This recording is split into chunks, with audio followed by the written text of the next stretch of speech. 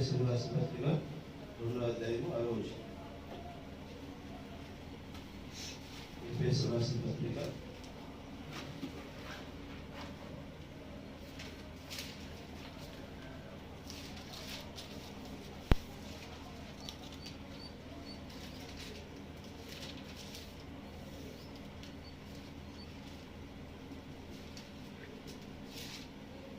క్రీస్తు యేసునందు ఆయన మనకు చేసిన ఉపకారము ద్వారా అత్యధికమైన తన కృపా మహాదైశ్వర్యమును రాబో యుగములలో కనపరచు నిమిత్తము క్రీస్తు యేసునందు మనలను ఆయనతో కూడా లేపి పరలోకమందు ఆయనతో కూడా కూర్చుండబెట్టెను.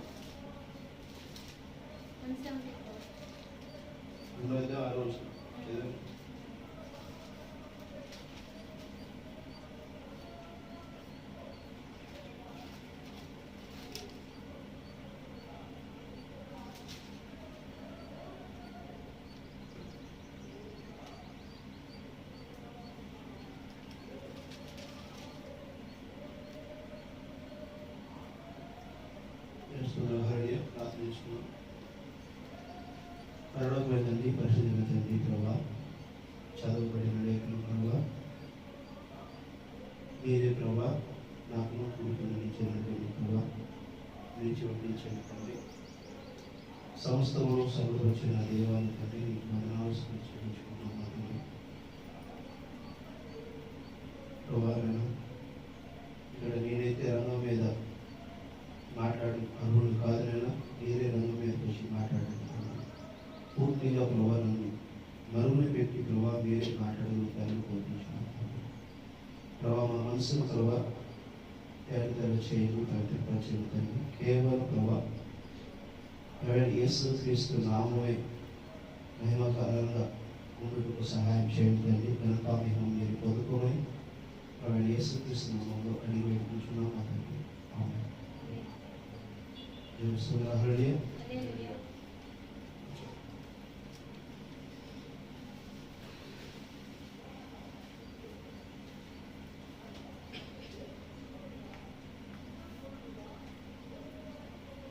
సహజంగా ప్రతి ఆదివారం పరీక్ష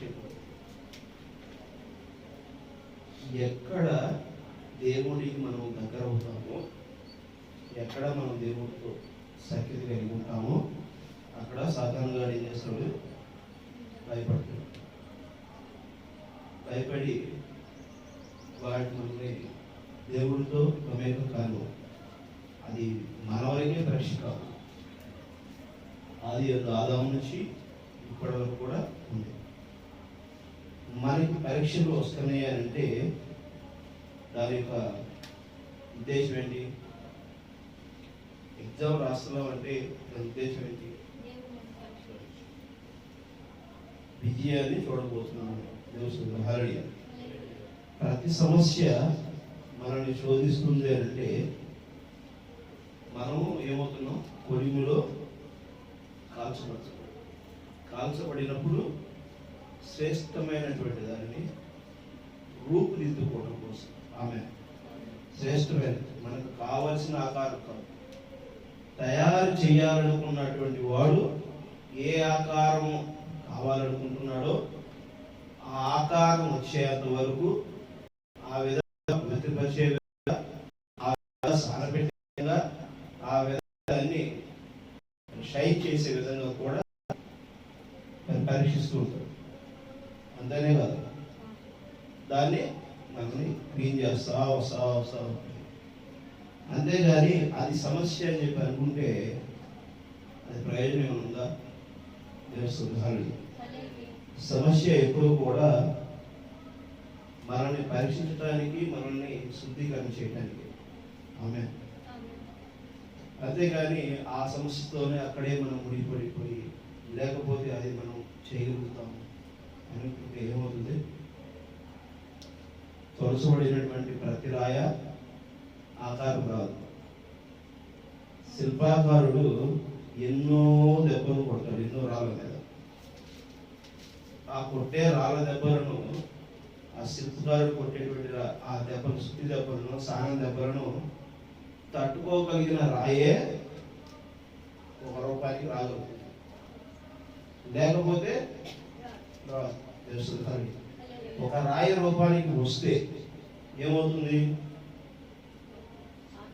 అందరూ వచ్చి దాన్ని మొక్కుతున్నారు. అర్థమవుతుందా?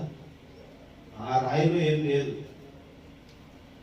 ఆ రాయిలో ఏమీ లేదు. వాస్తవం చేసిన రూపాన్ని బట్టి మొక్కటము, ఆ శిల్పకారుడు ఎంత అందంగా చెక్కుతాడు, ఎంత జీవం పోసాడు అంటే దాన్ని చూడటానికి కనుసొప్పుగా, అందమైనదిగా, రమ్యమైనదిగా, ఆకర్షణీయముగా ఆ చెక్కినటువంటి రాయిని చూడటానికి, ఆకారాన్ని మొక్కడానికి, పూజించడానికి కొన్ని వందల వేల లక్షల కోట్ల మందిని ఆకర్షించేటువంటి కొన్ని ఉన్నాయి.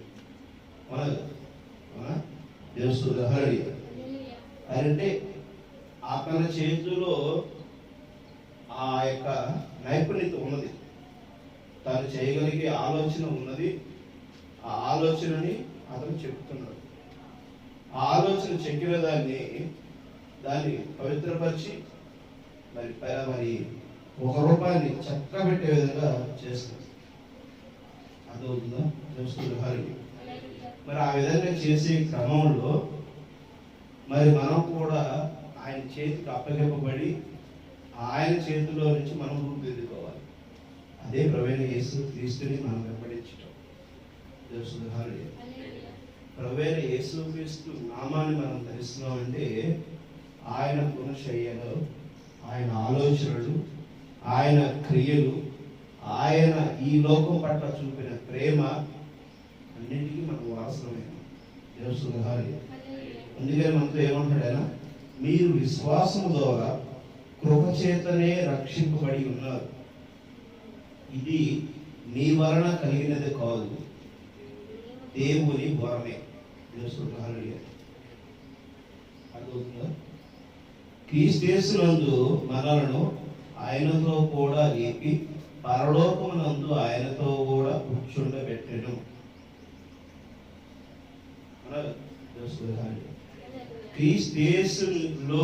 క్రీస్తుతో పాటు మనం లేపడానికి ఆయన మనం ఏం చేస్తున్నాడు? మన విశ్వాసం వలన, క్రియల వలన అయితే కాదు కానీ, మీ క్రియల వలన అయితే కాదు కానీ, ఇది మీ వలన కలిగినది కాదు, మీరు విశ్వాసము ద్వారా కృపచేతనే రక్షింపబడి ఉన్నారు. అంటే మనము ఆయన విశ్వాసం, ఆయన పట్ల చూపించే విశ్వాసము ఆయన చూపించినటువంటి కృపచేతనే. అంతేగాని నువ్వు మంచోడు అని అనిపించుకోవడం కోసం 10 మందికి దుప్పట్లు పంపిణీ చేశాను, నేను మంచోడు అనిపించుకోవడానికి గుడిలు బడులు కట్టాను, లేకపోతే ఒక 10 మందికి ఇల్లు కట్టించి ఇస్తేనో, ఇంకోటి చేసేటువంటి క్రియలు కాదు. కానీ ఆ దేవుడు నన్ను స్వస్థపరచు అనేటువంటి విశ్వాసము మనలో కలిగినప్పుడు, ఆ విశ్వాసం చొప్పున మనము జీవించినప్పుడు, ఆయన మన మీద కృప చూపించినప్పుడు ముసుగు వేసుకోకూడదు. ఎందుకని తెలుసా? స్త్రీకి చుట్టే ముసుగే ఉంది, పురుషుడికి కట్ చేసుకోవచ్చు, కానీ స్త్రీకి జుట్టే ముసుగే. నీవు నేను కొత్తగా ఏమీ చేయలేము. దేవుడు మనల్ని ఎలా చేశాడో అలానే మనం ఉండాలి. ఆమె ఆయన పూర్వకుడు మనము జనరల్గా మనం మాట్లాడుకుంటున్నటువంటి విషయం, ఒక సంవత్సరం నుంచి 100 సంవత్సరాలు, 150 సంవత్సరాలు, 80 సంవత్సరాలు, 60 సంవత్సరాలు మనం ఏదో ఒక వయసుకి, ఒక సంవత్సరాలకి మనం బతుకుంటున్నాం. నీవు నేను చూస్తున్నాం. అంటే నీ శరీరం నా శరీరం చూడడం. చనిపోయిన తర్వాత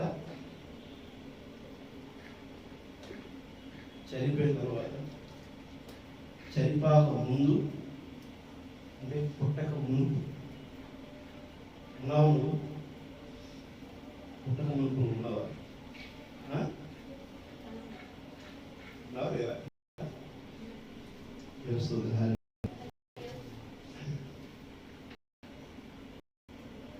మామిడికాయ విత్తనం తీసుకుంటాం. ఆ విత్తనం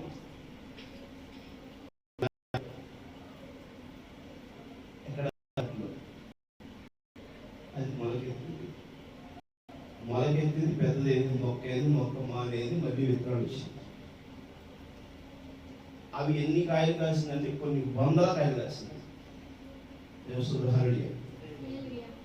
ఆ 100 కాయలలో మళ్ళీ 100 విత్తనాలు వచ్చింది.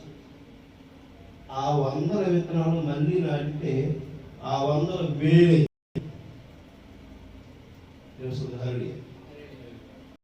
ఆ వేలు లక్షలైంది, లక్షల కోట్లే.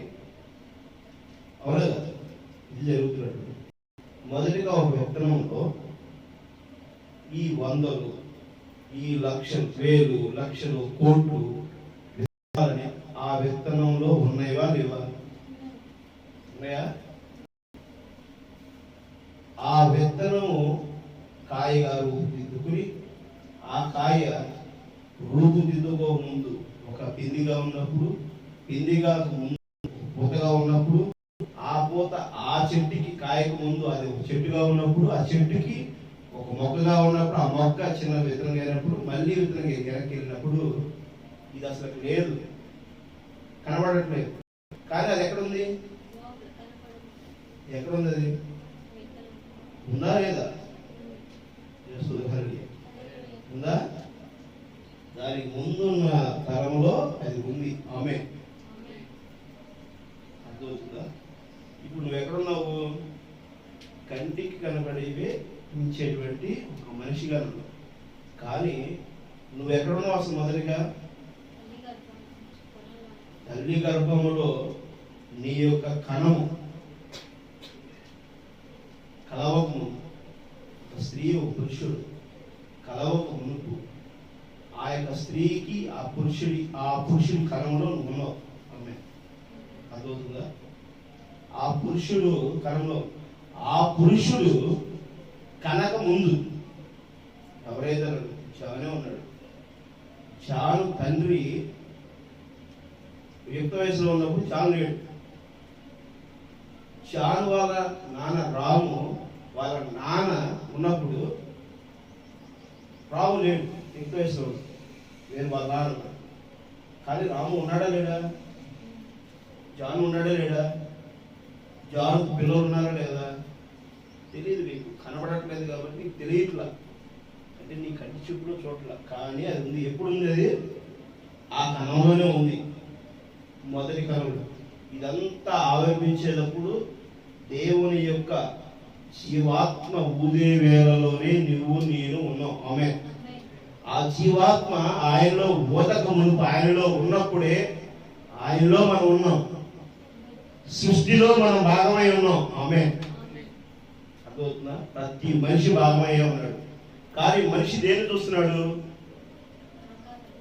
మనిషిని చూస్తున్నాడు. నీ కంటి చూపుకి కనబడేదాన్ని చూస్తున్నావు, కానీ నీ ఆత్మీయంగా కనబడేదాన్ని చోట్ల తెలుస్తుంది.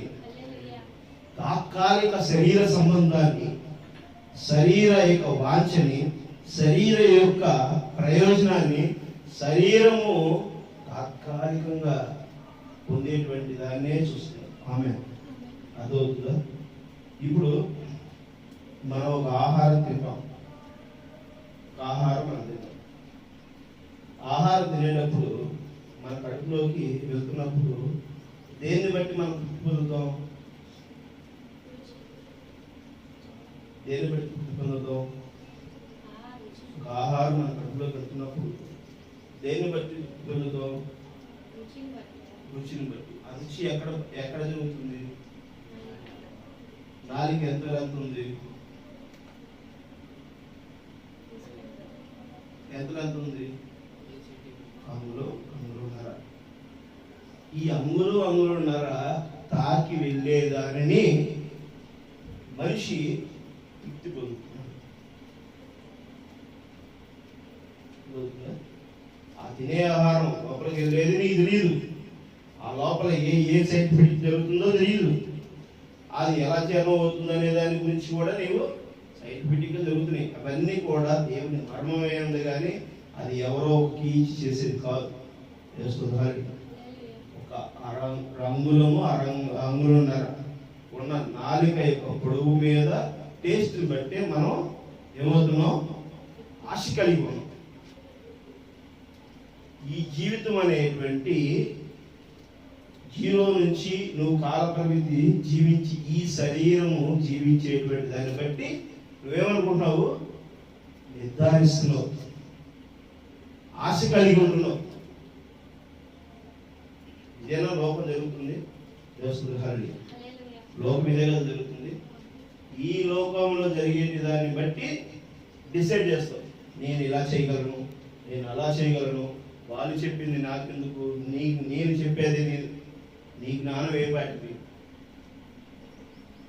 నీ జ్ఞానం ఏ పాటిది, మన జ్ఞానం ఏ పాటిది, నీవైనా నేనైనా ఎవరివైనా సరే దేవుని యొక్క జ్ఞానం లేకుండా జీవించే వారు మన జ్ఞానం ఏ పాటిది, చిన్నదే కదా.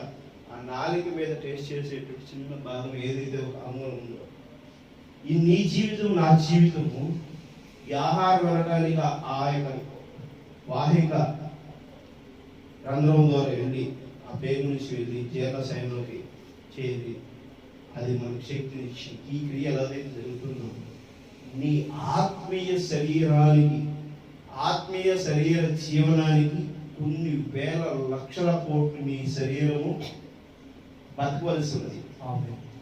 అర్థమవుతుందా? నీ ఆత్మీయ శరీరము కొన్ని వేల లక్షల కోట్లు బతకవలసి ఉన్నది. నువ్వు జస్ట్ ఏంటి ఈ ప్రపంచంలో నీకు ఇచ్చిన ఒక అర్ధిగృహమైన శరీరము దేవుని చిత్తానుసారమైనదే అని నువ్వు నిరూపించుకోవడం కోసం దేని చేత నువ్వు నిరూపించబడాలి? నీ విశ్వాసము చేత, ఆయన కృప చేత. అర్థమవుతుందా? ఇది నీకు విశ్వాసం ఉంటే, ఇది పుట్టకమునుపు నువ్వు భూమి మీదకు రాకముందు నువ్వు ఎన్ని వేల సంవత్సరాలు ఆ కణంలో ఉన్నావు. నీ కణము రావడానికి ఎంత ఫిల్టరైజేషన్ అయి వచ్చింది. అర్థమవుతుందా? తెలుస్తుంది.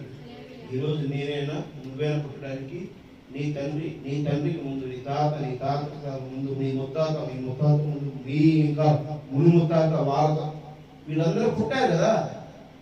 వాళ్ళందరిలో నుంచి ఫిల్టర్ అయ్యి క్రమంగా నీ కణం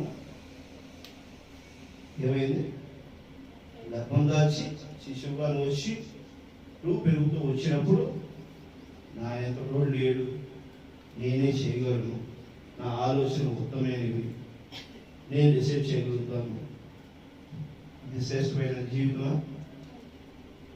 అర్థమవుతుందా? తెలుస్తుంది. ఇది మీ వలన కలిగినది కాదు. ఏంటంటే ఏం కలిగేది? పరలోకమందు ఆయనతో కూడా కూర్చుండబెట్టును. పరలోకములో నన్ను ఆయన కూర్చోబెట్టేటువంటిది నీ వలన కలిగేది కాదు. ఆమె అర్థమవుతుందా? ఎలాంటి వాడివి? అల్పుడివి, బలహీనుడివి, నీకు శక్తి లేని వాడివి, నీవు ఒక నిత్య జీవాన్ని పొందుకోలేనటువంటి ఒక సూక్ష్మమైనటువంటి వాడు, మైక్రో సూక్ష్మం అంటే కూడా దారుణమైనటువంటి వ్యక్తి. ఈ యొక్క దేవుని యొక్క పరలోక రాజ్యాన్ని పోలిస్తే నువ్వు ఎలాంటి మైక్రో సూక్ష్మం అంటే కూడా మరి దీనమైనటువంటి వాడు. అలాంటి వాడిని నువ్వేం చేస్తున్నావు? దేవుడు ఎవరో డిసైడ్ చేస్తావు, దేవుడిని ఎలా ఆరాధించాలో డిసైడ్ చేస్తావు, దేవుడి దగ్గరికి వెళ్ళేది డిసైడ్ చేస్తావు, దేవుడితో ఉండాలా లేదా అనేది డిసైడ్ చేస్తావు. నీ విశ్వాసం ఉంటేనే కదా కృపను పొందుకోగలిగేది. నీకు విశ్వాసమే లేకపోతే కృప ఎలా వచ్చింది? తెలుస్తుంది.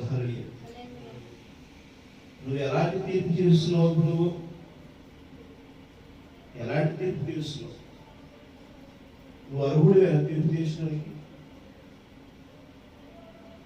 తీర్పు తీర్చు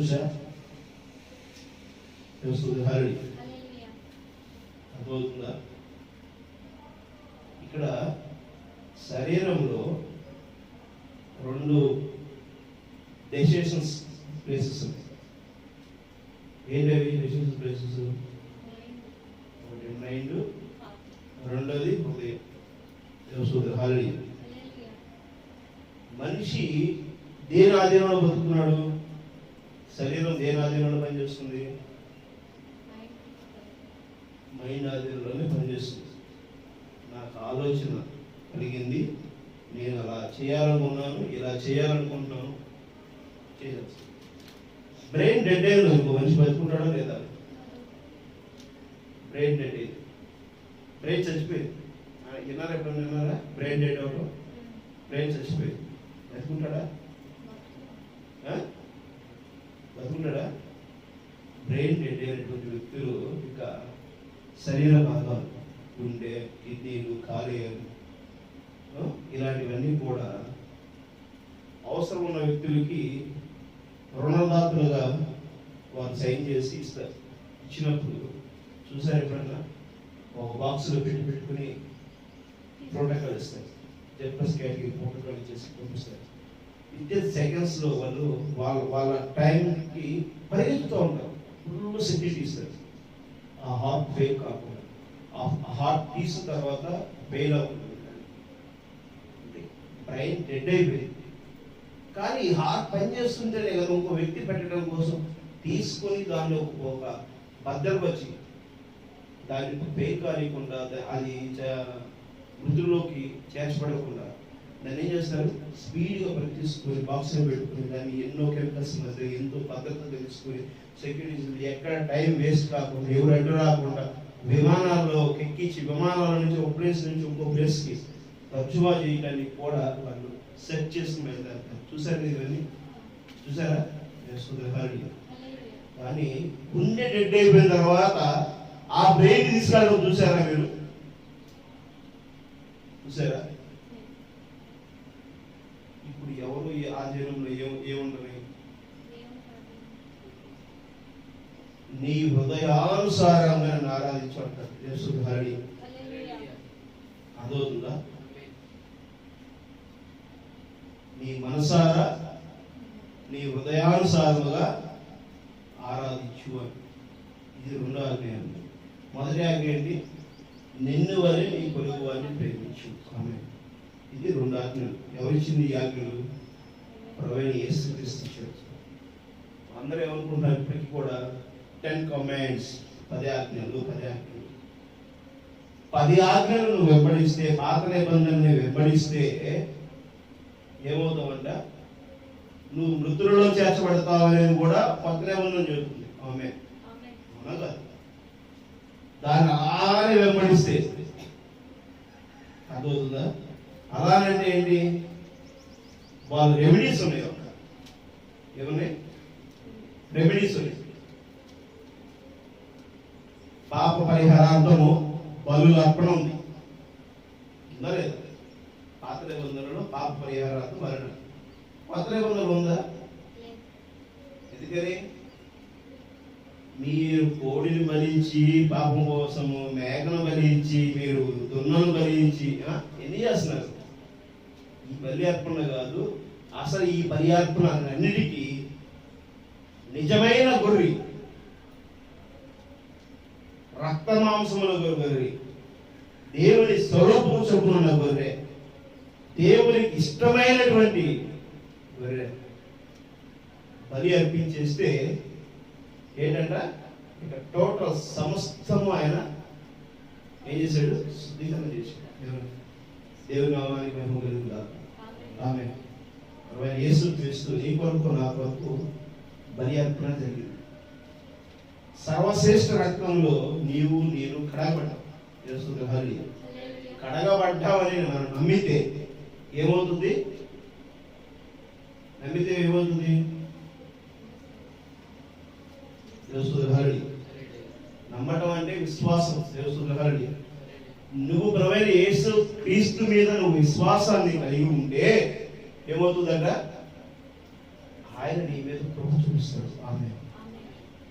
ఆ కృప చూపిస్తే ఏం చేస్తారంటున్నాడు ఆయన? చూడండి, ఆయనతో కూడా లేపి పరలోకమునందు ఆయనతో కూడా కూర్చునబెట్టును. మీరు విశ్వాసము ద్వారా కృపచేతనే రక్షింపబడి ఉన్నారు. ఇది మీ వలన కలిగినది కాదు, దేవుని వరమే. అదవుతుందా దేశుద్రోహాలు? ఇప్పుడు మనం ఎవరు వెంబడించవలసి ఉంది? ప్రభువైన యేసుక్రీస్తు మార్గం ఏంటి?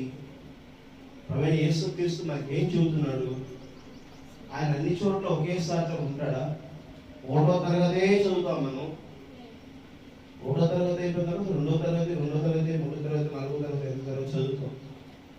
మొదటి ఎఫెసు సంఘకాలము, మరి రెండవది స్మరణ, పెర్గమ, తుయతైర, సార్దీసు, మరి నవోదయ, మరి పెంతెకోస్తు, నవోదయ సంఘకాలు.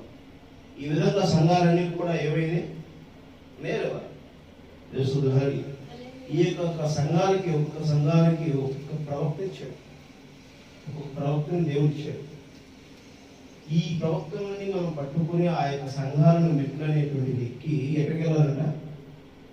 దేవుని ప్రేమను, దేవుని సింహాసాన్ని చేరమంటాడు. ఆమె అర్థమవుతుందా? నిన్ను నన్ను దేవుడు కృపచోపన లేపి ఆయనతో కూడా కూర్చోబెట్టుకుంటాడు. ఆమె అర్థమవుతుందా? అంటే ఎక్కడ కూర్చోబెట్టుకుంటారంటాడు? ఆయన సింహాసనంలో కూర్చోబెట్టుకుంటావు. ఆయన సింహాసనంలో నువ్వు కూర్చుంటే ఏ స్థితిలో ఉంటావు? నువ్వు ఏ స్థితిలో ఉంటావు? ఆయన సింహాసనంలో కూర్చుంటే ఏ స్థితిలో ఉంటావు? అర్థమవుతుందా? ఆయన సింహాసనంలో నువ్వు నేను కూర్చోవడానికి ఆయన కృపిస్తుంటే, నీ విశ్వాసం ఉంటేనే ఆయన కృపిస్తాడు. ఆ కృప చొప్పున ఆయన లేపి కూర్చోబెట్టుకుంటాడు. కూర్చోబెట్టినప్పుడు ఏం చేస్తాడు? ఆయన ఏం చేస్తాడు? ఆయనకి ఏముంది? సర్వాధికారం ఉంది. ఆమె ఈ భూమి మీద, ఆకాశం మీద సర్వాధికారం ఉంది. ఆ అధికారం నీకు నాకు ఇవ్వటం కోసమే ఆయన నీకు కృపిస్తున్నాడు. ఆమె అర్థమవుతుందా? ప్రభువైన యేసుక్రీస్తు ఏంటనేది మనం గ్రహిస్తే, ఆయన విశ్వాసం ఉంటే, ఆ విశ్వాసం మనం అంగీకరించినప్పుడు ఆమె చెప్పవాలిగా ఉండాలి. మనం దేవుడిని నువ్వు అంగీకరిస్తే ఏం చేస్తావు? సిగ్గు అనేది నీకు తెలిస్తే బట్టలు వేసుకుంటావు కదా. కరెక్టేనా? దేవసుద్రోహాలు. నా దేహం కనబడుతుంది, ఇది దీన్ని దాచుకోవాలని సిగ్గు తెలిసింది, వస్త్రాలు ధరించింది కదా స్త్రీ. నువ్వు నేను ధరిస్తున్నావు కదా. మరి క్రీస్తు అనేటువంటి వస్త్రాలు ఎందుకు ధరించలేకపోతున్నాం మనం అంగీకరిస్తే? ఆమె ఎందుకు ధరించలేకపోతున్నాం? ప్రభువైన యేసుక్రీస్తు దేవుడు అనేటువంటి విషయాన్ని మనం గ్రహించాం. ప్రభువైన యేసుక్రీస్తే మార్గమై ఉన్నాడు అనేది విషయాన్ని మనం గ్రహించాము. ఆయన ఒక నీతిమంతుడు అనేది గ్రహించాం. ఆయన యథార్థవంతుడు అనేది గ్రహించాం. ఆయన మనం ఎందుకు గ్రహించలేకపోతున్నాం? అది ధరించినప్పుడు ఉతక స్నానం ఎప్పటికప్పుడు చేసుకోవాలి కదా, వాక్య శుద్ధీకరణ చేసుకోవాలి కదా. ఆల్రెడీ అర్థమవుతుందా? ప్రతి ఆదివారమే కాదు, ప్రతి రోజు, ప్రతి ఘడియ కూడా నువ్వేం చేయాలి? ఉతక స్నానం చేసుకోవాలి. ఇది రైటా లెఫ్ట్, రైటా కాదు, రైటా కాదు, రైటా చెక్ చేసుకోవాల్సింది ఎవరు చెక్ చేసుకోవాల్సింది? దేవస్థుతులు హారడి. అర్థమవుతుందా? ఎవరే ఓటు? ఇప్పుడు ఎవరి ఎందు విశ్వాసంతో మనం నడవాలి? ఎవరి బాధ్యత? దేవా నాకెందుకు కష్టాలు ఇచ్చావయ్యా? దేవా నన్ను ఎందుకు మర్చిపోయావయ్యా? నిన్నెందుకు మర్చిపోయాడు? నేను మర్చిపోతే నీకు దేవుడు తన రూపాయలు ఇస్తాడా? నిన్ను మర్చిపోతే నువ్వు చచ్చిపోతావు కదా. నీ శరీరంలో నువ్వు కనపరచబడాల్సిన పని అయిపోతే నీకు ఆయన పని ఏంటి? ఆయన ఎందుకు కృప ఇస్తాడా? నీ శరీరం దాంట్లో నువ్వు కనపరచబడటానికి వచ్చావు. కనపరచబడమని నువ్వు ఉన్నావు ఆల్రెడీ. కనపరచబడిన తరువాత కూడా నువ్వు ఉన్నావు. ఇప్పుడు నువ్వు ఇంకా కనపరచబడటానికి శరీరంలో నీ జీవం ఉందంటే ఏంటి? ఆయన మర్చిపోతే ఉందా? అర్థమవుతుందా? మరి ఆయన ప్రేమిస్తుంటే, ఆయన మనకు వాక్యం జరుగుతుంటే, ఆయన మనల్ని నిజంగా ఆయన దారిలో నడవమంటుంటే మనం ఏం చేస్తున్నాం? ఈ లోకపరమైనటువంటి ఆలోచన, ఆ నోవాహు దినాలలో ఏ విధంగా జరిగినవు వాటిని నువ్వు ఏం చేస్తున్నావు? ఆకర్షిస్తున్నావు. తెలుస్తుంది హరి, దాన్నే వెంబడిస్తున్నావు. చూడండి ఏం చేస్తున్నావు మనం, ఎట్లా ఉన్నాం? ఏబు 19వ అధ్యాయం, ఏబు 19వ అధ్యాయం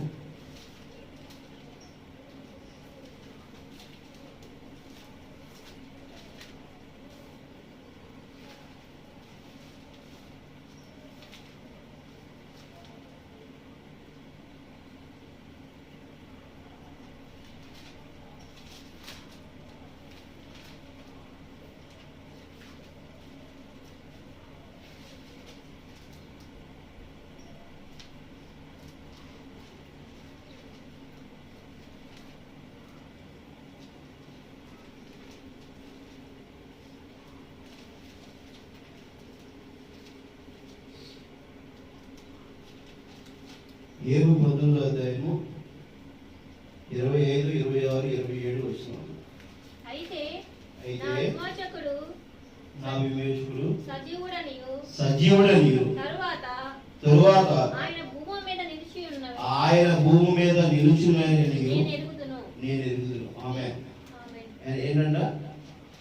నా విమోచకుడు, నన్ను రక్షించేవాడు, నన్ను ప్రేమించేవాడు, నన్ను ఆకర్షించిన వాడు. అలాంటి విమోచకుడు. విమోచన అంటే ఏంటి? నిన్ను పవిత్రపరిచేవాడు. దేవుని హరి, అదవుతుందా? నిన్ను శుద్ధి చేసేవాడు. ఇవన్నీ ఎక్కడ వస్తున్నాయి? దేవుని హరి.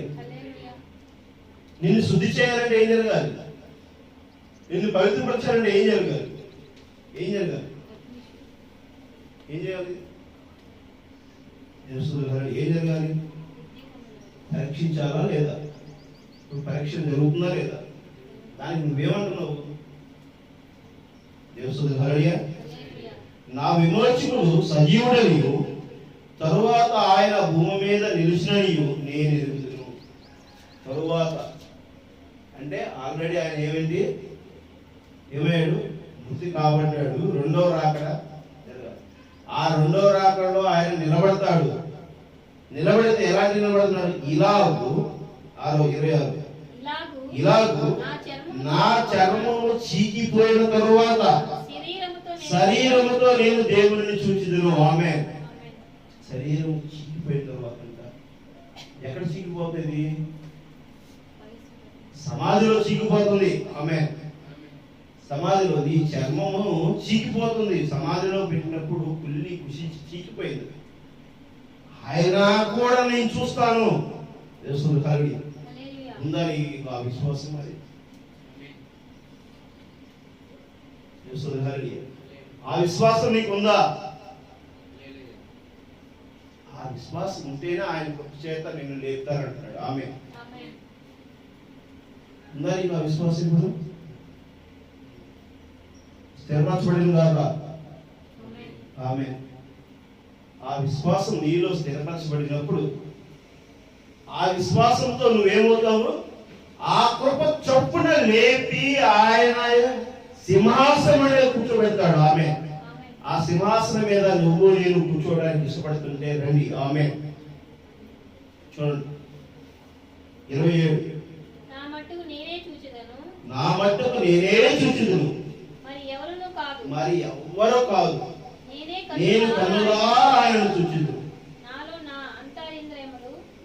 నాలో నా ఆంతరంద్రియములు కృషించుచున్నవి. అంతరింద్రియాలంటే ఏంటి? అంతరింద్రియాలంటే ఏంటి? పచ్చి అంతరింద్రియాలంటే ఏంటి? కన్ను, ముక్కు, చెవులు, జ్ఞానేంద్రియాలు. ఇవి అంటే స్పర్శ, చర్మము, చూసేవి. ఏమవుతుంది అంటే చూసేది ఏమవుతుందంట? చూసేది ఏమవుతుంది? నువ్వు చూసేదే కదా నమ్ముతుంది. చెవితో వినేదే కదా నమ్ముతుంది. చర్మంతో తాకేదే కదా నమ్ముతుంది. నువ్వు ఏమవుతాయి అంటే అవి హల్లెలూయా. కృషించడం అంటే కనుమరుగైపోయినాయి, లేవు, అసలు నశించిపోయింది. నా ఆంతరేంద్రియములు, నాలో నా ఆంతరేంద్రియములు కృషించి ఉన్నవి. ఆమె అయినా నేను చూస్తానంటాడు. నా మట్టుకు నేను చూచిదును. నేను చూసే సమయానికి నా ఆంతరేంద్రియములు లేవు. నా కనులు, నా చర్మము, నా చెవులు, నా యొక్క నాలుకతో చూసే స్పర్శ, పంచేంద్రియాలు ఏవి కూడా లేవు, పనిచేయట్లేదు, కృషించిపోయినవి. కానీ నువ్వేమనుకుంటున్నావు? ఈ శరీర సంబంధంలో ఎదురయ్యేటువంటి దాన్ని నేను ఏమన్నావు? దేవా నన్ను పరీక్షిస్తున్నావు అంటాడు. అసలు ఈ శరీరమే పరీక్షించబడుతుంది కదా. ఆమె అర్థమవుతుందా? ఈ దేహమే పరీక్షించబడుతుందా లేదా? అర్థమవుతుందా? ఇది నువ్వు ఎగ్జామ్ రాయడానికి వచ్చావు. ఆమె నువ్వు అనుకుంటున్నావు 10th క్లాస్ ఇంటర్మీడియట్కి లాస్ట్ ఫైనల్ ఎగ్జామ్ లో వెళ్ళి కూర్చున్నప్పుడు 3 గంటలు, 3:30 గంటలు, 7 గంటలు, 2 గంటలు, 1 గంటన్నర కూర్చొని రాసావు కదా. నీ లైఫే ఎగ్జామ్ అయినది. ఆమె అర్థమవుతుందా? ఎగ్జామ్ రాయడానికే నువ్వు వచ్చింది. ఎస్, నేను దేవుని యొక్క వారసుడినే, దేవుని వారసత్వం ఎరిగిన వాడినే, నేను దేవుని వారసత్వంతో నేను జీవించిన వాడినే. నేను నీలాగా చచ్చిపోయేవాడిని కాదు, నేను నీలాగా నశించిపోయేవాడిని కాదు, నేను నీలాగా నరకానికి అప్పచెప్పబడేవాడిని కాదు. నేను ఆ దేవుని సింహాసనం మీద కూర్చొని ఏం చేస్తాను? శాసించగలిగే శక్తి నాకుంది. ఆమె అర్థమవుతుందా? మరి చిన్నదానికే నువ్వు భయపడుతున్నావేంటి?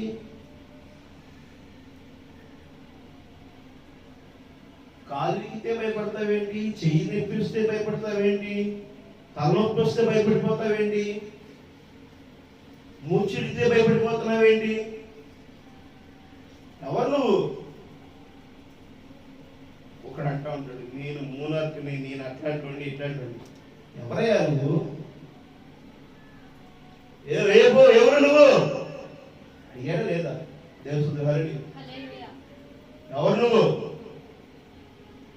ఏం తెలుసు నీకు? ఏబు చూడండి, ఏమి ఎలాంటి ప్రశ్న చేస్తాడు ఆయన.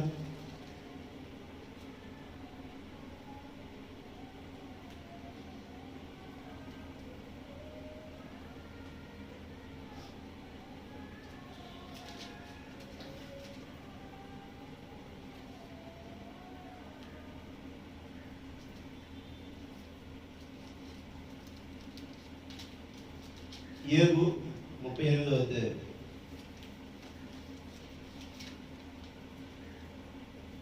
చూడండి, ఏబు 38వ అధ్యాయం మొత్తం ప్రశ్న. నువ్వెవరు అసలు?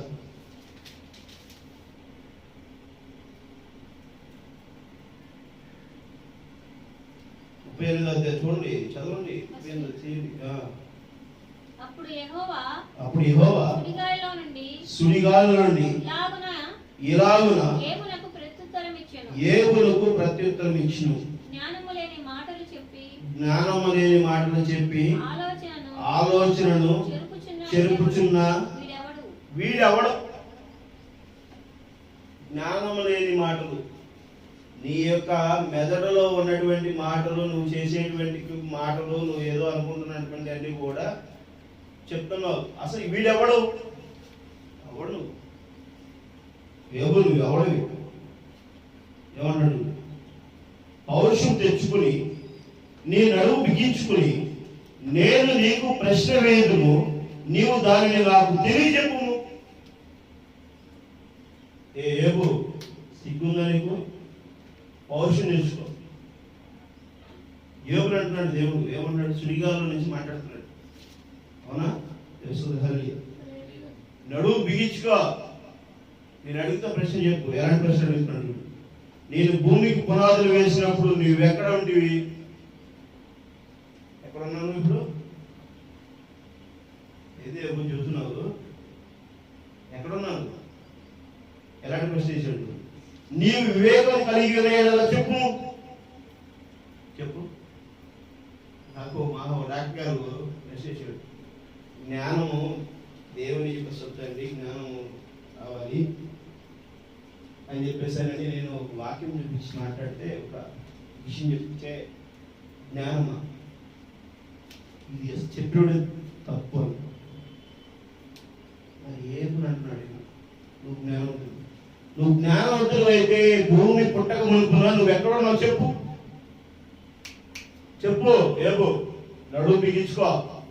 ఏంటండా నడుము బిగించుకో, నువ్వు స్ట్రైట్ గా ఉండు, పౌరుషం తెచ్చుకో.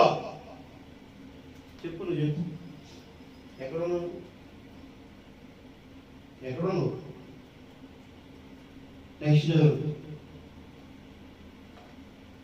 నీకు తెలియని దానిని పరిణామం నియమించిన వాడెవడో చెప్పుము, దాని మీద పరిణామం పొలవేసిన వాడెవడో చెప్పుము, దాని స్తంభముల పాదములు దేనితో కట్టుబడినవో చెప్పుము. ఉదయ నక్షత్రములకు ఏకముగా కూడినప్పుడు దేవదూతలను ఆనందించి జయధ్వనులు చేసినప్పుడు దాని మూలరాత్రి వేసిన వాడెవడో చెప్పుము. సముద్రం గర్భము నుండి పొంది రాగా తలుపుల చేత దానిని మూసిన వాడెవడో. నేను మేఘములు దాని వస్త్రమండగాను గాఢాంధకారం దాని పొత్తిగుడ్డను వేసినప్పుడు నువ్వు వింటివా. అన్ని ప్రశ్నలే చదవండి ఇంటికి వెళ్ళిన తర్వాత. దేవసుధారి ఇవన్నీ వేసి ఏమంటున్నాడు తెలుసా, 21వ వచనం చదవండి. ఇదంతయు నీకు తెలిసి ఉన్నది కదా, ఇదంతా నీకు తెలిసి ఉన్నది కదా, నీవు బహు వృద్ధుడవు, నీవు అప్పటికి పుట్టి ఉంటివి, నీవు అప్పటికే పుట్టి ఉన్నావు. దేవసుధారు హల్లెలూయా. నువ్వు ఏ పక్క గురించి మాట్లాడుతున్నావు? కొంతమంది మాట్లాడతారు, యేసుప్రభు పుట్టింది చెప్తావా, చెప్తా. యేసుప్రభు పుట్టేది పిచ్చోడా? ఈ ప్రశ్న వేస్తే ఆ ప్రశ్నకు ఆయన సమాజం చెప్తాడు. ఆ మాటలో వాడికి యేసుప్రభు పుట్టేదేంటి? అసలు భూమి పునాది ఏమి ముందే నువ్వే పుట్టే ఉన్నావు కదా, నిన్ను పుట్టించిన వాడు నేను కదా, నా పుట్టక గురించి నీకేం తెలుసు పిచ్చోడా అంటున్నాడు. తెలుస్తుందా? హల్లెలూయా. అర్థమవుతుందా? ఆది యందు వాక్యముండెను, వాక్యమే దేవుడు, ఆయన వాక్యము దేవుడి దేవుడు. తెలుస్తుందా? హల్లెలూయా. దేవుని ఎక్కడ ఎత్తుకాలి నువ్వు? దేవుని ఎక్కడ ఎత్తుకాలి? ఎక్కడో ఒక చెట్టులోనో, రాయిలోనో, రప్పలోనో, పదవులోనో ఎక్కడో ఎదగడం కాదు. నీ హృదయంలో వెతుకు. ఆమేన్. ఎక్కడ? నీ హృదయంలో వెతుకు. నీ హృదయంలో వెలుగు ఉందా లేదో చూడు. నీ హృదయంలో నువ్వు హృదయానుసారంగా దేవుని చిత్తానుసారంగా జీవిస్తున్నావా లేదో వెతుకు. దేవుని వెంబడించు. దేవుని మార్గం ఏంటో మనం గమనించు. ఆ మార్గంలో నువ్వు నడిస్తే నిజంగా ఆ యొక్క పరలోక రాజ్యం ఏంటి, ఆ రాజ్య సింహాసనం మీద కూర్చున్నావు ఎవరు, ఆయనతో పాటు నువ్వు ఎలా కూర్చోవాలి, ఆ కూర్చునే శక్తి నీకు ఉందా లేదా అనేది నీకు తెలుస్తుంది. ఆ పరిశుద్ధ జ్ఞానం నీకు రావాలి కదా. తెలుస్తుందా? హల్లెలూయా. అర్థమవుతుందా? కీర్తన గ్రంథము 16వ అధ్యాయం 9-10 వచనాలు చూడండి.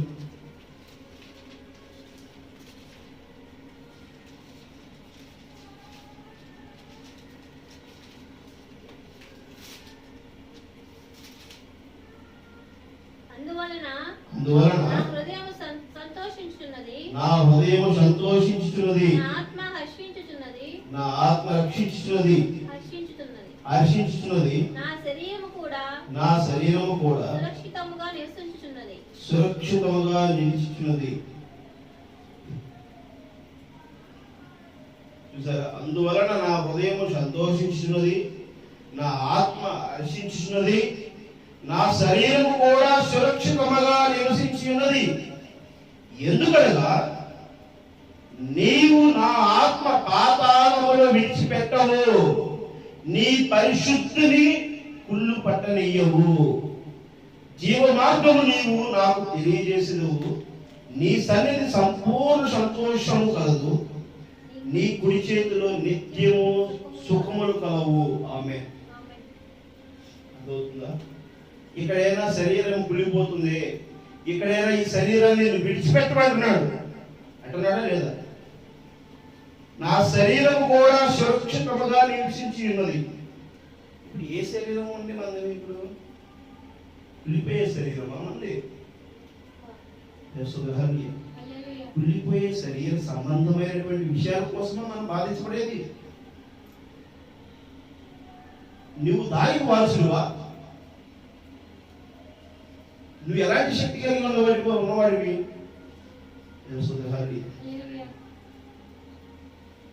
డిగ్రీ చదవడానికి వెయిట్ చేయాలి కదా. First, second, third, fourth, fifth ఇట్లా అవి పాఠశాల, హై స్కూలు, ఇంటర్మీడియట్ అయితే కదా డిగ్రీకి వచ్చేది. కానీ నువ్వు ఎలాంటి సుఖాలు కావాల్సినది? ఆయన కుడి చేతిలో ఉన్న సుఖములు కావంట. పాలు తేనె కలిసి ప్రవహించేటువంటి ఆ రాజ్యం కోసం కదా వెళ్ళాల్సింది ఆమె. అలాంటి రాజ్యం కోసం నువ్వు వెళుతూ ఉంటే ఎప్పుడు నశించిపోయినటువంటి భవంతుల కోసం వెళ్తుంటివి. ఎప్పుడు చెదలబట్టినటువంటి భవంతులు ఆ యొక్క కరెన్సీని నువ్వు పొందుకోవాల్సి వెళ్తుంటే ఇక్కడేంటి నువ్వు బాధించబడుతున్నావు? చూస్తుంది అర్థమవుతుందా? దేవుని రాజ్యము మన మధ్యనే ఉంది. ఆమె దేవుని రాజ్యము నీలోనే ఉన్నది, నాలోనే ఉంది. ఆమె భూమి మీదే తన రాజ్యము స్థాపన జరుగుతుంది. యేసుక్రీస్తు చెప్తున్నాడు. పేతురు అడుగుతుంటే, ప్రభువా నీ రాజ్యము ఎప్పుడు వచ్చినాడు? నా రాజ్యం ఇప్పటికే వచ్చిందనేది నీకు అర్థం కాలేదు. తల్లి దేవా, ఆ దేవుని చూడాలంటే అంటే నన్ను చూస్తే దేవుని చూసినట్టు కాదా అని అమ్మాయి. నువ్వు వారసుడు కాదా? నిన్ను నువ్వు చూసుకుంటే దేవుడికి నువ్వు కాదా? తెలుస్తుంది కలిగి గర్వం కాదు మనకు కావాల్సింది. నేనే దేవుణ్ణి వద్దు. వేరే యేసుక్రీస్తు ఎక్కడ మాట్లాడు నేనే దేవుణ్ణి. నువ్వు కాదు, నీలో ఉన్నవాడు దేవుడు. ఆమె నీలో ఉన్నవాడు నువ్వు కనపరచబడితే అప్పుడు నువ్వు శ్రేష్టమైన వాడు. ఆమె నీలో ఉన్నవాడిని నువ్వు కనపరచబడితే నీ క్రియ చొప్పున కాదు కానీ నీ మీద ఉన్న విశ్వాసం, నువ్వు దేవుని మీద పెట్టిన విశ్వాసము, ఆయన కృప చొప్పున నువ్వేమవుతున్నావు అంట ఆశీర్వదించబడుతున్నావు. తెలుస్తుంది అర్థమవుతుందా? ఈ క్రమాన్ని మనం ఎరగకపోతే, ఈ క్రమంలో మనం నడవకపోతే ఆ జీవ మార్గంలో నువ్వు ఎలా ఉంటావు? ఆ నిత్య జీవ మార్గం ఏంటి? నేనే సత్యము, నేనే జీవము, నేనే మార్గమై ఉన్నాను. నేను తప్ప మరొక దేవుడు లేడు, రాడు, ఉండకూడదు అంటాడు. ఆమె అర్థమవుతుందా? ఆయన అన్నమాటని, ఆయన ప్రవచించిన మాట నెరవేర్చబడుతుంది. అది దానికోసం మనం వేచి చూడాలి. ఆలస్యంగా మనం అవుతుందని అనుకోకూడదు. ఆయన విశ్వాసంతో నువ్వు జీవించి నువ్వు నేను ఉంటే ఆ యొక్క రాజ్యం ఏంటో మనం అనుభవించిన వారు తెలుస్తుంది. హరణి ఎఫెసీయులకు రాసిన పత్రిక 1వ అధ్యాయం 13వ వచనం 14వ వచనం. ఎఫెసీయులకు రాసిన పత్రిక 1వ అధ్యాయం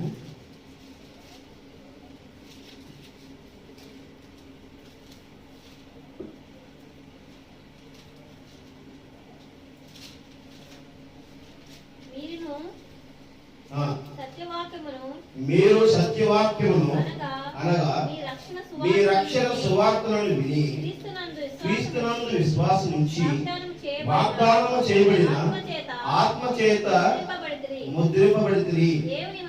దేవుని మహిమకు కీర్తి కలుగుటకై ఆయన సంపాదించుకున్న ప్రజలకు విమోచన కలుగుజేయ నిమిత్తము ఈ ఆత్మ మన స్వాస్థ్యములకు సంచకరువుగా ఉన్నాడు. ఆమేన్.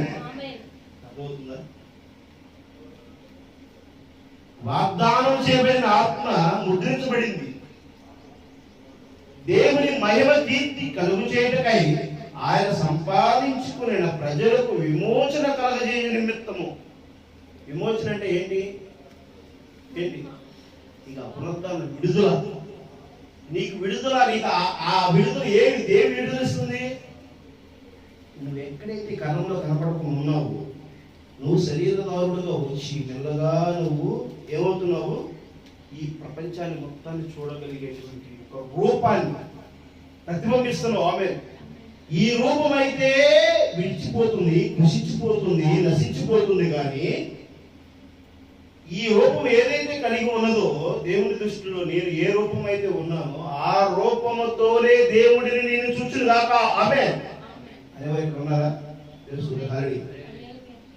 అర్థమవుతుందా? అర్థమైందా? దేవుని నామాన్ని దేవుని నీ శరీరంతో నువ్వు చూస్తానికి విశ్వాసం కలిగి ఉన్నదా? నువ్వు విమోచన కలిగి ఉన్నావని నువ్వు నమ్ముతున్నావా? నీ కీర్తి కలుగుడికి ఆయన సంపాదించుకున్న ప్రజలకు విమోచన కలుగు నిమిత్తమే ఈ ఆత్మ మన స్వాస్థ్యములకు సంచకరువుగా ఉన్నాడు. ఎప్పుడు నిన్ను ప్రొటెక్షన్ చేస్తున్నాడు. నమ్మినప్పుడు ఖచ్చితంగా మనం ఆమె చెప్పాల్సింది. నమ్మకం లేకపోతే మనం చెప్పాలి. దేవుని నామాన్ని మనము నమ్మితే దాన్ని మనం ఓట్ చేయాలి. ఓట్ చేసిన దాన్ని మనం వెంబడించాలి. వెంబడించిన దాన్ని పొందుకోవాలి. పొందుకున్న దాన్ని మనలో నుంచి కనపరచబడాలి. ఆమె అర్థమవుతుందా? ట్రూ లవ్, ఇది లైవ్లీ లవ్. సజీవుడు ఎప్పుడు ప్రేమ స్వరూపుడు సజీవుడిగానే ఉన్నాడు. మృతి చెందిన వాడు కాదు, మృతుల్లో ఉన్నవాడు కాదు, వెళ్ళిపోయిన వాడు కాదు.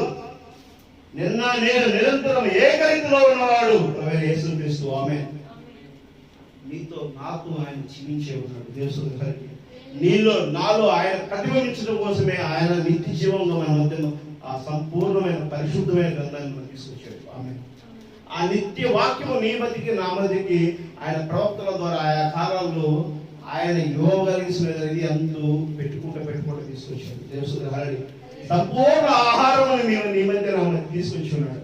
ఆ సంపూర్ణ ఆహారం మనం తినవలసిన వారిగా ఉన్నాం. ఆమె సంపూర్ణమైన ఆహారం తిని సంపూర్ణంగా విమోచించబడి ఆయన యొక్క స్వరూపంలో మనం కనపరచబడడానికి మనం సిద్ధపడగలిగి ఉండాలి. ఆమె అదే ఈరోజు వర్తమానమైనది. ఆ వర్తమానము సీల్ వేయబడిన వర్తమానాన్ని విప్పాడు 7వ దూత. ఆమె అదవుతుందా? తెలుసు. హల్లెలూయా. బ్రహ్మం గారు విప్పినటువంటి ఆ యొక్క వర్తమానం ఆయన కాదు విప్పింది, ఆయనలో ఉండినటువంటి విమోచన ఆత్మ విప్పింది. ఆమె ఆ దేవుడే రంగం మీద దిగొచ్చాడు. నీ మీద నా మీద ఆయన పరిశుద్ధాత్మ కుమ్మరిస్తున్నాడు. నీతో నాతో మాట్లాడిన దేవుడు నిత్య సజీవుడైన దాకా. ఆమె మీరు గ్రహించితే దేవుని వెంబడించడం కోసం ప్రయత్నం చేయండి. హల్లెలూయా. ప్రార్థన చేసుకుందాం. పరలోకమైన తండ్రి, పరిశుద్ధుల తండ్రి, ప్రభువైన యేసయ్య, మీకు వందనాలు స్తుతులు చెల్లించుకుంటున్నాము తండ్రి. మీకు ఆశీస్సులు మా దయచేయగలగా కోరుకుంటున్నాము. సమస్తము సమకూర్చిన దేవన తండ్రి, మీకేమి చెరువులను తీసుకుంటున్నాను. ప్రభా నిత్య సజీవుడిగా ప్రభా నువ్వు ప్రభా మా మధ్యకి ప్రభా మరి మీరు స్వయంగా దిగి వచ్చారని నమ్ముతున్నాం తండ్రి. ప్రభా ఇప్పుడు మాట్లాడిన దేవుడు మీరు నాయన. ప్రభా ఈ నిత్య జీవాన్ని మేము ఎలా నడవాలో, ఎలా మాలో ప్రభా భద్రపరుచుకోవాలో, మీ సత్య కరువు కింద మేము ఏ విధంగా ఉండాలో ప్రభా మీరు మాకు తెలియపరిచిన దేవుడై ఉన్నారు ప్రభా. మీరు తప్ప నుంచి మరో మార్గం లేదు, ఉండబోదునైనా ప్రభా మీరే సత్యమై ఉన్నారు, మీరే జీవమైనారు తండ్రి. ప్రభా మాట్లాడిన ప్రతి మాట ప్రభా నీ బిడ్డలలో ప్రభా నీ బిడ్డల హృదయంలో వ్యక్తి నీరు కట్టి పరీక్షకు మీ ప్రభు దయచేయండి తండ్రి. సర్వశక్తి సంపన్నుడా ప్రభా అందరినీ ప్రేమించిన దేవుడు తండ్రి. అందరిని సరైన మార్గంలో నడిపించాలని ప్రభా మీరు ప్రభా స్థిరపరిచారు నాయన. ప్రభా ప్రతి ఒక్క బిడ్డని ప్రభా మేమైతే ప్రభా ఏ మాత్రం స్వస్థపరచలేము కానీ, ఏ బిడ్డకి సంపూర్ణ వాక్యమును మేమైతే చెప్పలేము కానీ, ఏ బిడ్డకి ప్రభా మేమైతే మార్గదర్శులు కాదు నాయన. ఏ బిడ్డకి ప్రభా నేనైతే ప్రభా గురి కలిగిన వాడిని కాదు నాయన. కేవలం మీరు గురి కలిగిన వారు తండ్రి. మీరు మార్గదర్శులు తండ్రి. మీరే ప్రభా శ్రేష్టమైన మార్గమే ఉన్నారు తండ్రి. మీరు తప్పనించి మరొక దేవుడు లేడు, రాడు, ఉండకూడదైనా. మీరు ఆకర్షిస్తేనే కానీ ప్రభా మా దగ్గరికి ఎవరు రారు అయినా. ప్రభా ఇదిగో మీ యొక్క శ్రేష్టమైన నామం అని ప్రభా కీర్తించబడుటకు ప్రభా మీ కృప అందరికీ ప్రభా మీ కృప దయచేయండి. మీ కృపాస్తములకు ప్రభా నీ బిడ్డలను అప్పగించుకుంటూ నన్ను మీ యందు ప్రభా కృప చూపించమని వేడుకుంటూ ప్రభా యేసుక్రీస్తు నామంలో అడిగి వేడుకుంటున్నాం. ఆమేన్. ఆమేన్. కూడి వచ్చిన జనులకు మరి ప్రభా ఇప్పటి వరకు మేము ప్రభా మీకు వాక్యం చెప్పడం మీరు చూపిన కృపను బట్టి మాకును ప్రభు యేసుక్రీస్తు కృపా సమాధానం కలిగి ఉండును గాక. ఆమేన్.